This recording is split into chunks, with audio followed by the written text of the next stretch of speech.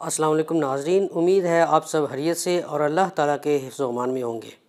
हज़रत ख्वाजा मोइनुद्दीन चिश्ती अजमेरी रहमतुल्लाह अलैह फरमाते हैं कि एक दफ़ा मैं हज करने गया। वहाँ मना, अरफात और मुज़दलिफ़ा में मैंने एक शख्स को देखा जो बुलंद आवाज़ के साथ बार बार पुकार रहा था, लब्बैक लब्बैक लब्बैक, और गैब से आवाज़ आती, ला लब्बैक ला लब्बैक ला लब्बैक। सरकार फरमाते हैं कि ये सारा माजरा देखकर मैंने उस शख्स को बाजू से पकड़ा और बड़े मजमा से बाहर ले आया और पूछा, भले मानस, तुझे पता है कि जब तू पुकारता है कि ए मेरे अल्लाह मैं हाज़िर हूँ, तो आलमी गैब से हातिब की आवाज़ आती है, नहीं तू हाज़िर नहीं है।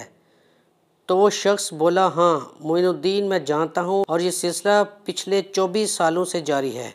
ये मेरा 24वां हज है। वो बड़ा बेनियाज है। मैं हर साल यही उम्मीद लेकर हज पर आता हूँ कि शायद इस दफ़ा मेरा हज कबूल हो जाए, लेकिन हर साल नाकाम लौट जाता हूँ।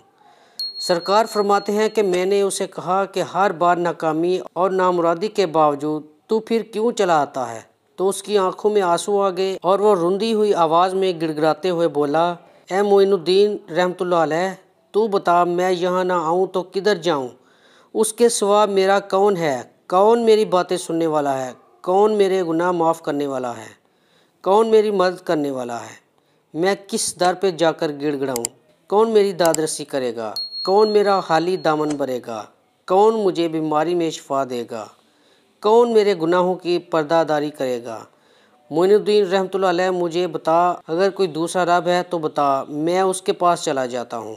मुझे बता मोइनुद्दीन, इसके अलावा अगर कोई दर है तो मैं वहाँ जाऊँ, रोऊँ और गिड़गिड़ाऊँ। सरकार फरमाते हैं, उसकी बातें सुनकर मेरी आंखों से आंसू जारी हो गए, जिस्म पर लर्ज़ा तारी हो गया और मैंने अपने लरजते हाथ बारगाहे खुदावंदी में दुआ के लिए उठाए और कपकपाते होंठों से अभी सिर्फ अल्लाह को पुकारना शुरू ही किया था कि गैब से आवाज़ आई, ए मोइनुद्दीन, ये हमारा और इसका मामला है, तू पीछे हट जा।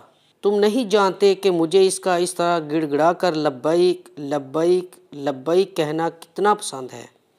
अगर मैं इसके लब्बैक के जवाब में आज ही लब्बैक कह दूं और इसे ये यकीन हो जाए कि इसका हज कबूल हो गया है, तो वो आइंदा हज करने नहीं आएगा।